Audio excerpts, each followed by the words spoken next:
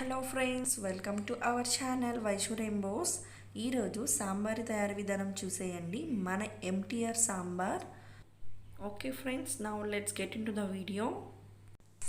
ముందుగా కందిపప్పుని ఇలా 15 మినిట్స్ నానబెట్టుకొని విజిల్ పెట్టేసుకొని చక్కగా మెత్తగా మెదిపి ఇలా పక్కన పెట్టుకోవాలండి. తర్వాత మీకు పులుపుకు సరిపడ చింతపండుని ఇలా నానబెట్టుకోండి. కరివేపాకు, కొత్తిమీర ఇవన్నీ కట్ చేసి రెడీగా పెట్టుకోండి.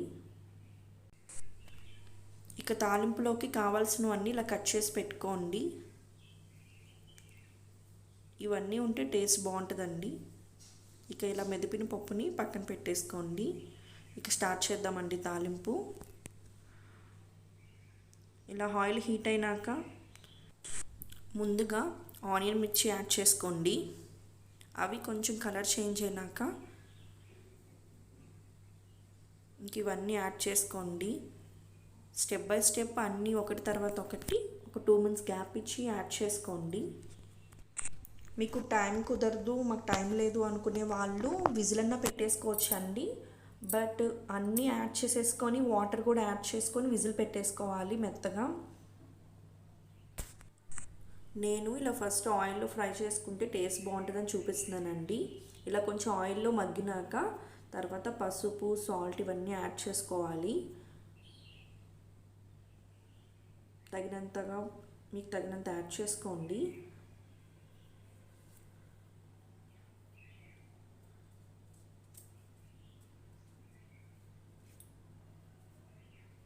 ఇవన్నీ వేసుకున్నాక ఒకసారి బాగా కలుపుకోండి కలిసేలాగా. కలుపుకున్నాక కరివేపాకు, కొత్తిమీర కూడా యాడ్ చేసేసుకోండి.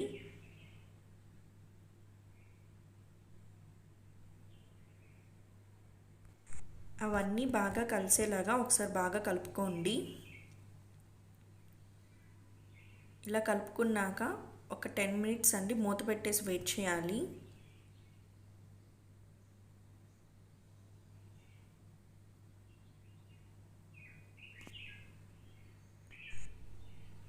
ఒక 10 మినిట్స్ తర్వాత చూద్దామండి.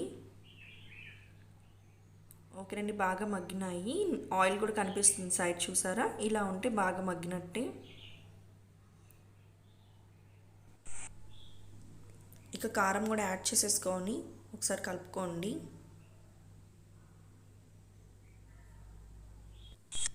ఇలా కలుపుకున్నాక చింతపండు రసాన్ని కూడా యాడ్ చేసేసుకోండి.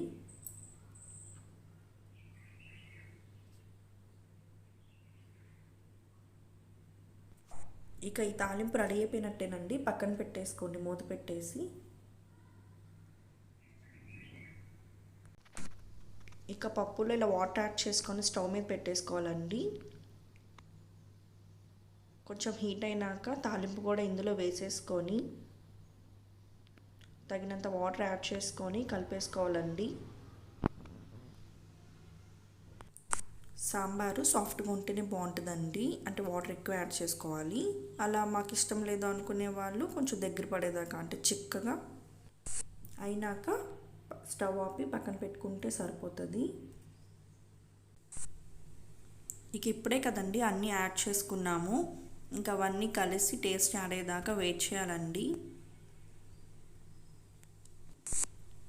మనకి సాంబారు ఎలా రెడీ అయిందని తెలిసిద్దంటే మనం యాడ్ చేసుకున్న వాటర్ తగ్గి ఇలా సైడ్స్ వైట్ ఇలా కనిపిస్తుంది కదండి, నురగలాగా అలాగ కనిపిస్తే మనకు కొంచెం సాంబార్ రెడీ అయినట్టేనండి. ఇక లాస్ట్లో స్టవ్ ఆఫ్ చేసి 5 మినిట్స్ ముందండి మనం పౌడర్ అనేది యాడ్ చేసుకోవాలి, సాంబార్ పౌడరు. నేనైతే ఎంటీఆర్ సాంబార్ పౌడర్ యాడ్ చేసుకుంటానండి.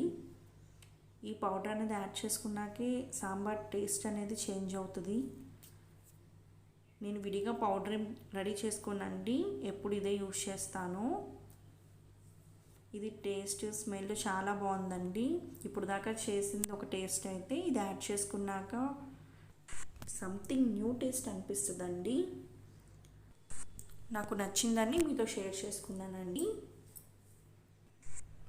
ఓకే ఫ్రెండ్స్, ఈలోపు సాంబారు దగ్గర పడేలోపు తాలింపు కూడా రెడీ చేసేసుకోవాలండి.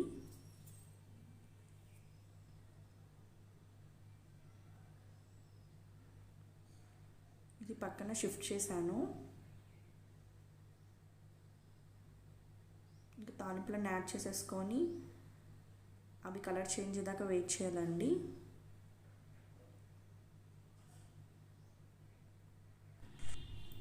వెల్లుల్లిపాయ అనేది ఎక్కువ యాడ్ చేసుకోండి, టేస్ట్ బాగుంటుంది.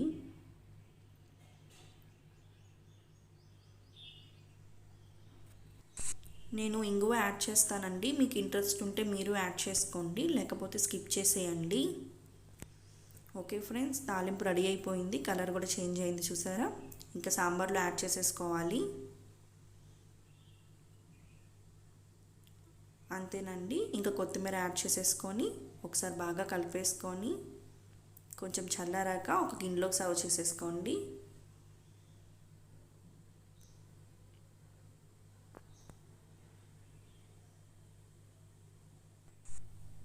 అంతే ఫ్రెండ్స్, రెడీ అయిపోయింది మన తెలుగింటి ఎంటీఆర్ సాంబార్. ఇక లేట్ ఎందుకు ఫ్రెండ్స్, మీరు ఒకసారి ట్రై చేసేయండి.